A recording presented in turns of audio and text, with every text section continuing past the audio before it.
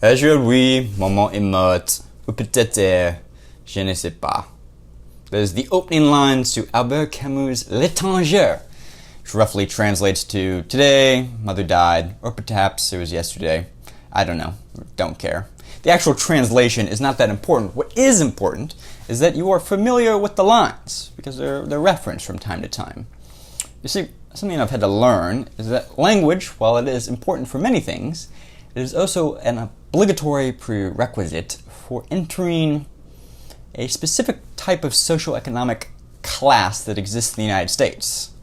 There is an indelible boundary around a specific upper middle class, successful American individual that is dependent and uses as a shield language. You see, the American upper class is perhaps the most clever upper class I've ever encountered, for it is able to convince most of the people that it does not exist most of the time. No other class system in the world is like this. Only the American class system is like this. And one of the walled gardens that this class uses is a manner of speaking, an affectation. And that system of speaking is called the literary standard. The literary standard is a specific way of speaking that involves knowing when to say well instead of good, knowing when to say Michael and I went to the shops instead of Michael and me, knowing when to say anyway instead of anyways. There's no S at the end of anyway. And all these small little grammatical nuances when speaking make up the difference between how you are judged by the elites. And I don't have a better way of saying that, a more articulate way of saying that, other than, yes, we are taught in school. That is, this is how you form a grammatically correct sentence, subject, object, verb. But you're never told why. You're going to be able to write well or some nonsensical argument that the teacher gives you. No, the true utility of learning and understanding the literary standard way of speaking is that it allows you entrance into a high socioeconomic stratosphere that otherwise you would never be allowed into, or the individuals around you would feel embarrassed that you were there. That you would be communicating and they would think, never bringing them to this party again, or I don't know if I should introduce BostWiki to my friend here because he's going to sound like an idiot. And you might say, BostWiki, we all know this intuitively. None of us want to sound dumb. That's true.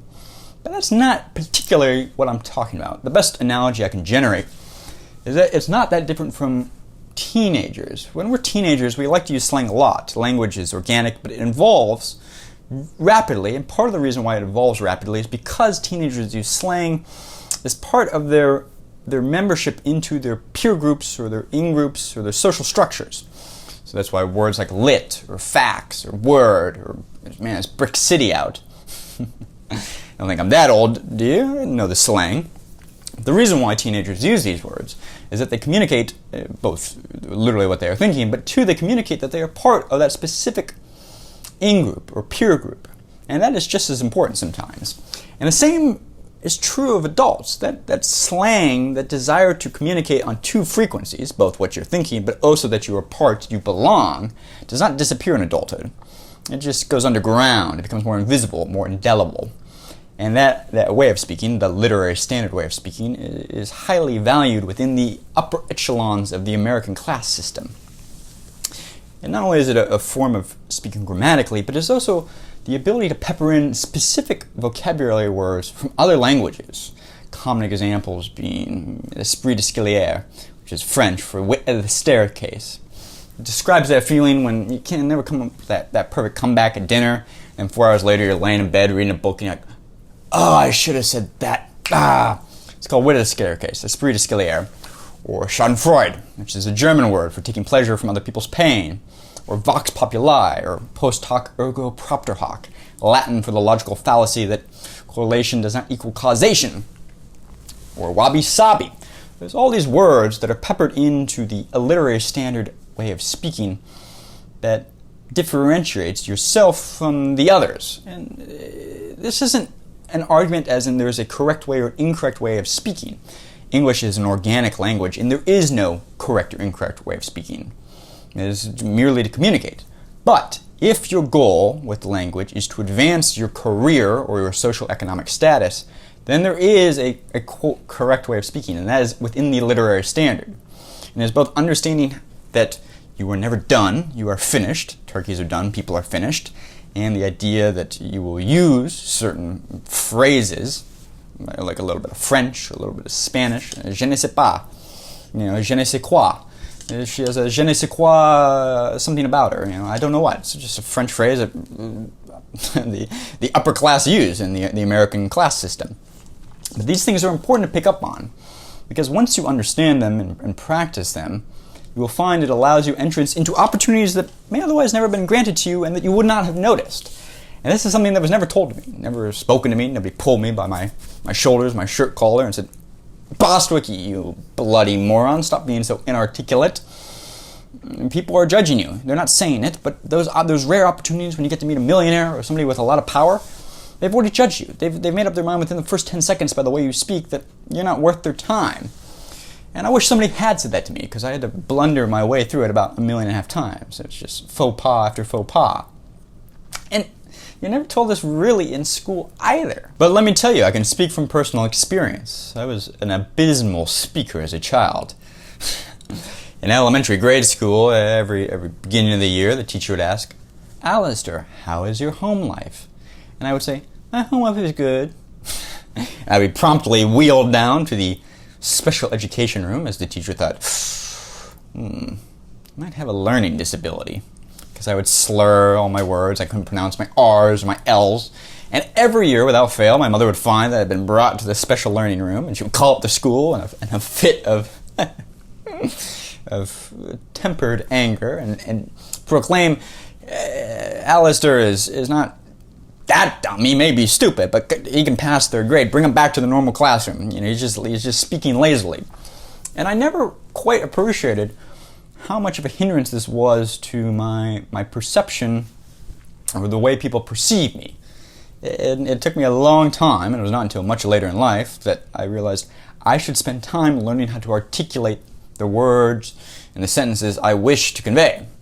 And not only should I be able to speak and enunciate and use proper elocution, but I need to improve my vocabulary. In point of fact, I need to be able to speak in the literary standard because it is the way in which the upper class along the American coast communicate.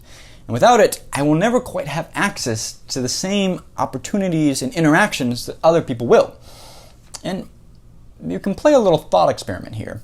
Even among college dropouts, ones that have savant-like abilities in computers or whatever it is, whether it's Bill Gates or Steve Jobs or Casey Neistat, or Dave Chappelle, they all are able to speak incredibly articulately with a massive vocabulary.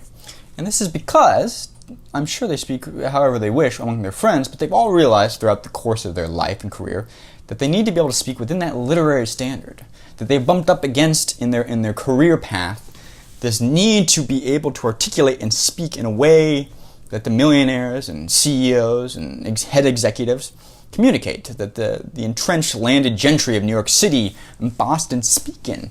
And this is why you will see Casey Neistat to Steve Jobs to Dave Chappelle have not only a very articulate way of speaking, but a vast, vast vocabulary, and why they pay such a large attention to it.